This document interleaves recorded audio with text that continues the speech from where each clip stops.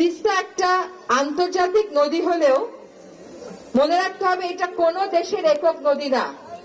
কোন দেশ যদি মনে করে যে আমার উপরে তিস্তা যেটুকু আছে ওইটুকু আমার যেভাবে ইচ্ছা আমি সেভাবে ব্যবহার করব, এইটা কোনোদিনও আন্তর্জাতিক রীতিনীতি সমর্থন করে না।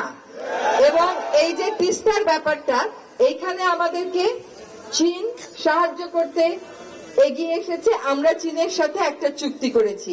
আন্তর্জাতিক দুইটা বিষয় আছে, একটা হচ্ছে তিস্তার ব্যাপারে ভারতের সাথে আমাদের পানি বন্টন। তিস্তার সাথে ভারতের আমাদের যে পানি বন্টনের বিষয়টা, এটা আসিফ বলে গেছে। আমরা আমাদের মন্ত্রণালয়ের পক্ষ থেকে অবশ্যই বারবার ভারতকে বলবো, শুধু সেটা বলবো না, আমরা কিন্তু ইতিমধ্যে বলেছি যে তিস্তাতে যে বানের পানিটা আসে, এই নদীটার প্রকৃতিটাই এরকম যে এটা ফ্লাশ ফ্লাড, হঠাৎ করে পানি চলে আসবে। কিন্তু আমাদেরকে যদি সময় মতন জানানো হয় তাহলে তো আমরা ক্ষয়ক্ষতিটা কমাতে পারি। তাহলে একদিকে হচ্ছে আমরা চুক্তি, আরেকদিকে হচ্ছে আমাদেরকে জানি সময় মতন জানানো হয়। গেট খুলে দেওয়ার আগে অন্তত কয়েক ঘন্টা সময় পেলেও তো আমরা অনেক মানুষকে সরাই দিতে পারি, গরু ছাগলগুলো সরাতে পারি। এইটা আমাদেরকে না জানানোর তো, না বলতে পারার তো কোনো কারণ নাই। তাহলে আর আমাদের কেমন ভালো বন্ধু, কেমন ভালো প্রতিবেশী? এটা তো বন্ধুত্বের পরিচয় হবে কাজ দিয়ে।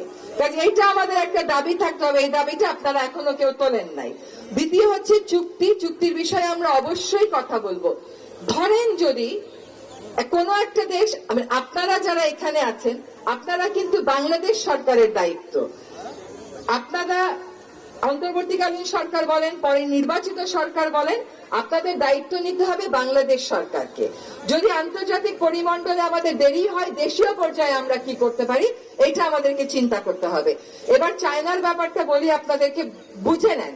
2016 সালে যে চুক্তিটা স্বাক্ষরিত হয়েছিল মহাপরিকল্পনার জন্য, সেই চুক্তি অনুযায়ী চায়না কিন্তু একটা প্রকল্প দিয়েছে, একটা মহাপরিকল্পনা দিয়েছে। ওইটা যখন আবার সরকারকে পাঠানো হয়, চায়না সরকারকে, তারা দেখলো যেভাবে প্রস্তাবনা করা হয়েছে এইভাবে প্রস্তাবনাটা টেকসই হবে না। এখন চায়না আবার আমাদের কাছে 2 বছর সময় চাচ্ছে। এটা মন দিয়ে শোনেন, আমরা তাদেরকে 2 বছর সময় দিতে সম্মত হয়েছি, কিন্তু 2টা শর্ত। আমি এই 2টা শর্ত যোগ করে দিয়েছি। একটা শর্ত হচ্ছে এই মহাপরিকল্পনায় কি থাকবে আর কি থাকবে না এইটার ব্যাপারে তিস্তা পাড়ের মানুষের মতামত শুনতে হবে। এবং শুনে নেন, এই যে মতামতটা, একটা তো মহাপরিকল্পনা আছে, ওইটা চূড়ান্ত ভাবে চায়না সরকার অনুমোদনটা দিচ্ছে, বলছে তা টেকসই হবে না। তাহলে কি থাকবে কি থাকবে না এইটা শুনবার জন্য পানি উন্নয়ন বোর্ড চায়নার ওই পাওয়ার চায়না কোম্পানিকে নিয়ে আপনাদের কাছে আসবে, শুনে। দ্বিতীয় কথাটা হচ্ছে আমার পরিকল্পনাটা 2025 ডিসেম্বরের মধ্যে চূড়ান্ত করতে হবে। এখন আপনারা যদি বলেন পরিকল্পনাটা এর চেয়ে আগে চূড়ান্ত করে ফেলা, এইটা বুঝতে হবে যে এইটা আসলে সময় লাগবে। কিন্তু আমরা এতদিন অপেক্ষা করেছি, আর 1 বছর অপেক্ষা করা খুব বেশি কষ্টের না, যদি সেখানে আপনাদের মতামত প্রতিফলিত হয়।